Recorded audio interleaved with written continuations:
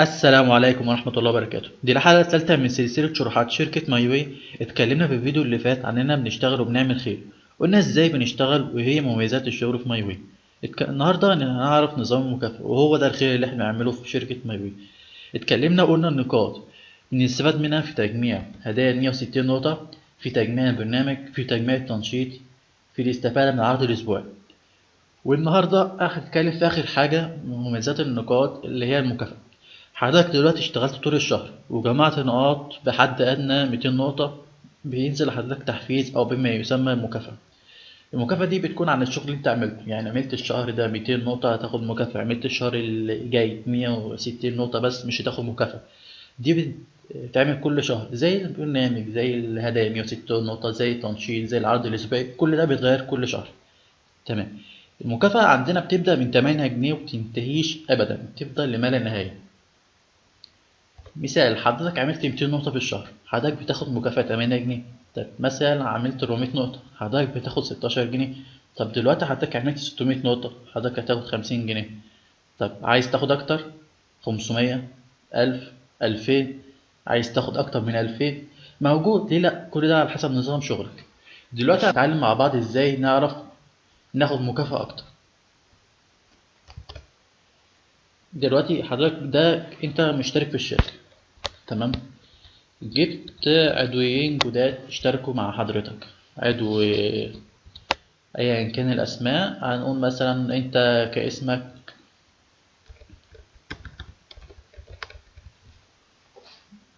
ثانية واحدة. حضرتك دلوقتي محمد اشتركت في الشركة، جبت عضويتين تحت حضرتك باسم مثلا علي واسم محمود، تمام. محمود ده عامل 200 نقطة في الشهر، وعلي اللي انت جبته عامل برضه 200 نقطة في الشهر. طيب وانت يا محمد عملت 200 نقطة برضه في الشهر. طيب احنا قلنا مكافأة ال 200 نقطة بتبقى كام؟ بتبقى 8 جنيه.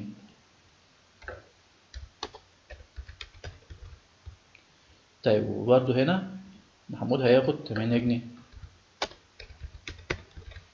طيب احنا هنا كل المجموعة دي عاملة كام نقطة؟ محمد عامل 200 ومحمود عامل 200 وعلي عامل 200، يبقى مجموع النقاط كلها 600 نقطة. طيب احنا اتكلمنا في الشاشة اللي فاتت وقلنا ان 600 نقطة دول مكافأتهم 50 جنيه.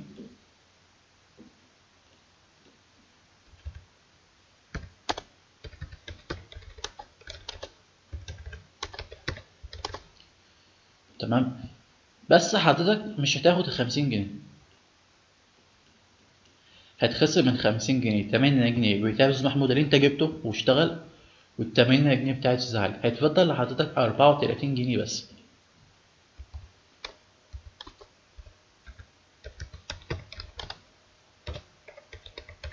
طيب انا دلوقتي كمحمد او انت دلوقتي كمحمد عملت 200 نقطة زي علي وزي محمود، بس خدت مكافأة اكتر منهم اضعاف. طب ليه؟ كل ده عشان انا جبت علي ومحمود اشتركوا في الشركة وعملوا شغل لوحدهم وخدوا نظام المكافأة. اه، كل ده عشان انت جبت محمود وعلي عملوا كل واحد عمل 200 نقطة وخد 8 جنيه كل واحد، وانت خدت بقية ال50 جنيه. هنطبق مثال تاني دلوقتي لمجموعة أكبر شوية. دلوقتي انت ده اللي انت كنت مشترك معانا من شوية. الاتنين اللي انت جايبهم،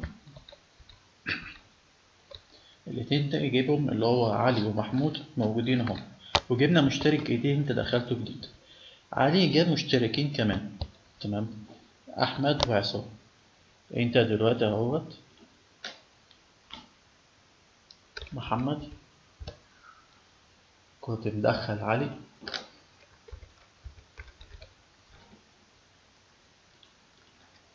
ومحمود، دخلت جديد علاء، تمام. علي دخل جديد احمد وعصام.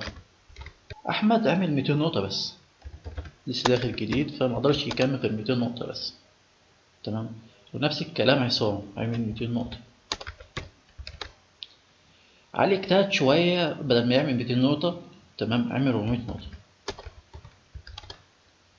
محمود كمل على مسيرته وعمل 200 نقطة بس، ونفس الكلام علاء عمل لسه داخل جديد عمل 200 نقطة بس. وانت كمحمد عملت 200 نقطة برضه. طيب النظام المكافأة هيكون عامل ازاي؟ تمام. احمد ده كان عامل 200 نقطة هياخد 8 جنيه، ونفس الكلام عصام هياخد 8 جنيه. بس علي قصدي عامل 400 نقطة بس. احنا قلنا المرة اللي فاتت من 400 نقطة بيديلهم مكافأة 16 جنيه، بس طبعا ده 16 جنيه لو هو قصدي هيشتغل لوحده. بس علي جاب مجموعة وعمل 400 لوحدهم، والمجموعة بتاعته عملت 400، يبقى كده 800 نقطة مجموعة.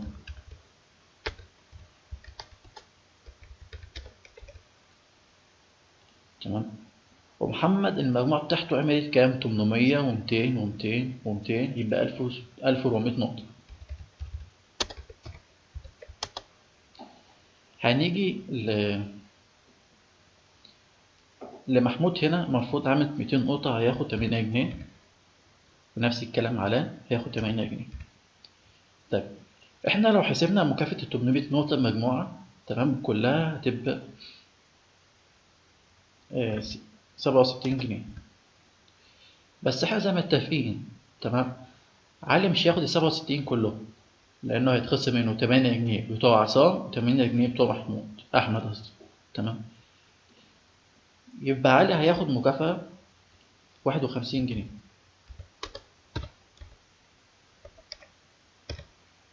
تمام. طيب بالنسبة لمحمد هياخد كام من ال 1400 نقطة؟ احنا لو حسبنا ال 1400 نقطة لوحدهم تمام هياخد ال 1400 نقطة لوحدهم 167 جنيه للمجموعة. بس طبعا ال 167 جنيه نقطة هتخصم منهم كل الحاجات اللي اتاحدوا دي. تمام. هتفضلوا صافي ومكافأة تمام 93 جنيه. ايه ده؟ محمد عامل 200 نقطة بس زي محمود وزي علاء وزي عصام وزي أحمد. تمام. هو خد أكتر واحد فيهم. ليه؟ لأن هو رئيس المجموعة أو هو قائد المجموعة أو هو راعي المجموعة. راعي المجموعة ده جاب اجتهد وجاب محمود وفهمه الشغل ووعاه وعمل 200 نقطة. محمد جاب برضه علاء واجتهد وفهمه الشغل وخلى علاء حافظه وعمل جاب عدوتين جداد عصام وأحمد. تمام. محمد برضه هو اللي جاب علاء وعمل حفزه وهخليه يعمل 200 نقطة. تمام. طيب كل ده في سبيل ايه؟ كل ده في سبيل ان انا بشتغل، خلي علاء يزود دخله عمل 200 نقطة وخد 8 جنيه، خلي محمود يزود دخله عمل 200 نقطة وخد 8 جنيه. بيخلي علاء علي واحمد وعصام اللي هو اصلا ما يعرفش عصام اللي هو تبع علي، خد عليه الخير بتاعه، هو دخله الشركة بتاعته عن طريق علي اللي هو عن طريق محمد. تمام. كل ده محمد بيتكتب له في الخير اللي هو بيعمله. محمد عمل خير لعصام والأحمد والعلي والمحمود وعلاء. محمد ممكن يعمل خير لأكتر من كده بكتير. محمود ممكن يدخل أكتر من كده. تمام. محمود ممكن يدخل حد تاني تحته، علاء ممكن يدخل تاني، وعصام ممكن يدخل تاني، وأحمد ممكن يدخل تاني، وهكذا ممكن تدخل أكتر بكتير جدا إلى ما لا نهاية. كل أنت ما تزود دخلك كل ما أنت ما تعرف ناس الشغل في ماي واي أو فكرة الشغل في ماي واي، كل ما أنت بتكسب أكتر، كل ما أنت دخلك بيزيد أكتر. كل ده طبعا غير المكافآت ال 160 نقطة، هدايا 160 نقطة، غير البرامج، غير التنشيطات، غير الخصم الأساسي اللي أنت بتاخده من 20 ل 25%. كل دي خير أنت بتاخده، كل دي مميزات أنت بتاخدها لما بتعمل عضوية في شركة مايوي. طب إحنا دلوقتي عرفنا إزاي نعمل مجموعة وعرفنا إيه هي المكافآت. طب أنا برضو في حتت في المكافأة عايز أشرحها لك كويس وعايز أفهمك المكافأة دي بتتحسب إزاي. تمام. هنبدأ دلوقتي نحسب المكافأة إزاي أو نعرف نحسب المكافأة إزاي نحسب المكافأة بتاعتنا. المكافأة بتاعتنا بتزيد كل ما زدنا المستوى اللي قبل كده. ايه في مستويات في المكافأة؟ في حوالي 7 مستويات للمكافأة. كل ما بتنتقل من مستوى لمستوى المكافأة بتاعتك بتكبر. كل ما انت خلاص بقيت قربت تبقى اسم في الشركة، بقى اسمك هيكون ليدر. هنعرف ازاي اسمنا يكون ليدر ازاي، او ايه المؤهلات تبقى تكون ليدر. تمام. انا هعرف ازاي المستوى دي؟ تمام. او هعرف ازاي مكافأة عن طريق المستويات بتاعتنا. هنبدأ مع بعض دلوقتي. اول مستوى قلناه اللي هو بيبدأ من 200 نقطة. قلنا اللي عامل 199 نقطة مش هياخد مكافأة. يبقى اول مستوى عندنا في الشركة احنا بنسميه مستوى 3%. مستوى 3% ده تمام بيبدأ زي ما قلنا من 200 نقطة. وقلنا مكافأة ال 200 نقطة 8 جنيه. تمام. طب ازاي هعرف المكافأة؟ ازاي احسب المكافأة دي؟ احسب المكافأة دي بتكون عن طريق حاجتين. تمام.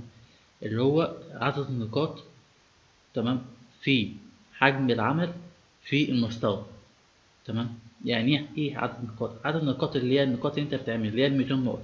حجم العمل ده بيكون رقم اللي هو 1.4 في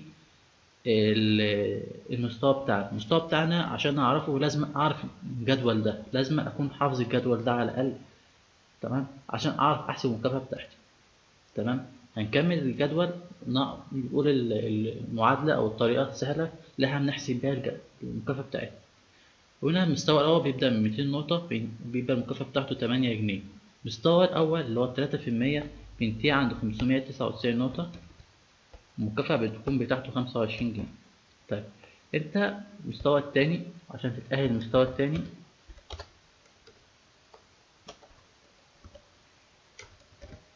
بيكون بعد الرقم ده على طول برقم، يعني 599 زود رقم هيبقى 600 نقطة. تمام. يعني فرق رقم بس. طب شوفوا المكافأة هتكون ازاي. 50 جنيه. عشان فرقنا نقطة واحدة بس المكافأة زادت الضعف. تمام. طب نشوف المستوى التاني بينتهي عند كام. 1199 نقطة. المكافأة بتاعته بتكون 100 جنيه. طيب شوف المستوى التاني. وعندنا الفرق بين المستوى والمستوى بيكون حوالي 3 نقاط. تمام. أو رقم 3. تمام. مستوى 3 6 9 وهكذا. تمام. يبدأ تاني رقم بعد الرقم اللي هو آخر رقم مستوى اللي قبله ب1200 نقطة. تمام. المكافأة بتاعته بتكون 150 جنيه. لاحظ هنا. تمام. هنا الفرق بين نقطة ونقطة ضعف. هنا فرق 50 جنيه. تمام. طب شوف المستوى 9% بينتهي عند كام؟ 2399 نقطة. المكافأة بتاعته بتكون 300 جنيه. يا لاحظ كده معايا مستوى 12%. نبتدي من تاني رقم من الرقم اللي قبليه. يبقى 2400 نقطة. والمكافأة بتاعته بتكون 400 جنيه. شوف فرق كام. 100 جنيه في نقطة واحدة بس. طيب نشوف المستوى اللي هو 12% ده بينتهي عند كام. 3999. شوف المستوى المكافأة بتاعته بتكون كام. بتكون 670 جنيه. طب فكر معايا كده المستوى اللي بعده اللي هيكون 15%. تمام. المكافأة بتاعته هتكون كام. اللي هو هيبدأ طبعا احنا عرفنا 4000 نقطة. المكافأة بتاعته هنا هتكون كام. تخيل كده رقم 700. لا مش 700، 840 جنيه. شوف الفرق نقطة واحدة بس من 840 جنيه، من 670 جنيه ل 840 جنيه. المستوى اللي بعده أو منتهي مستوى 15% عن 6599 نقطة. والمكافأة بتاعته بتنتهي عند رقم 1380 جنيه. شفت لك لو انت عايز تحدد المكافأة بتاعتك انت اللي هتعرف تحددها. المستوى اللي قبل الأخير اسمه 18%. منتهي عند تاني رقم على طول 6600 نقطة. والمكافأة بتاعته بتكون 1660 جنيه. تمام. المكافأة مستوى 18% بينتهي عند 9999. تمام. طيب المكافأة بتكون 2520 جنيه. المستوى الأخير واسمه 21%. المستوى ده عشان تبدأه تمام بيبدأ من 10,000 نقطة ملوش نهاية. المستوى ده بيبدأ معاك من 10,000 نقطة ملوش نهاية. المكافأة بتاعته بتبدأ من 2940 جنيه. تخيل معايا انت في المستوى 20%، بتعمل 10,000 نقطة بتقبض 2940 جنيه، فيما فوق عملت أكتر بتاخد أكتر. تمام. طيب دي حاجة كويسة جدا. نشوف بقى المعادلة اللي احنا قلنا عليها. تمام، هكتبها هنا. المعادلة اللي احنا قلنا عليها بتكون عدد نقاط في 1.4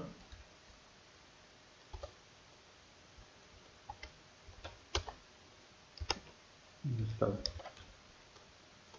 في المية هتساوي المبلغ بتاعتنا المكافأة. تمام. طب نحسبها كده على حسب. تمام. نصغرها عشان أشوف قدام. دلوقتي عايز أحسب مكافأة 200 نقطة. 200 نقطة في 1.4 في 3%، طلع لنا كام؟ 8.4. احنا مناخدش كسور، احنا بناخد 8 جنيه بس. تمام. طب دي حاجة تانية. نحسب مكافأة حاجة عشوائية. تمام. مستوى 12% اللي هو 2400 نقطة في 1.4. 2400 نقطة مكفتها كام؟ مستوى كام؟ 12%. 403. بس احنا مناخدش التلاتة، بيكون 400 بس، حاجة صحيحة. تمام. احنا كده عرفنا ازاي نحسب المكافأة بتاعتنا. تمام. 10,000 نقطة في 1.4 في 21%، 2940 جنيه. تمام. احنا كده عرفنا ازاي نحسب المكافأة. الفيديو ده طولنا فيه، الفيديو الجاي مش هتأخر ان شاء الله، هيكون ازاي نجمع كل ده في حاجة واحدة بس، او ازاي نجمع كل مميزات الشركة من هدايا 160 نقطة، من تجميع البرنامج، من التنشيط، من العرض الأسبوعي بالمكافأة، ازاي نجمعهم في طلبية واحدة بس، أو في أوردر واحد بس، أو بالكتير أوردرين أو 3، عشان بمثال توضيحي إن شاء الله. تمام. وأشوفكم في فيديو جاي، والسلام عليكم ورحمة الله وبركاته.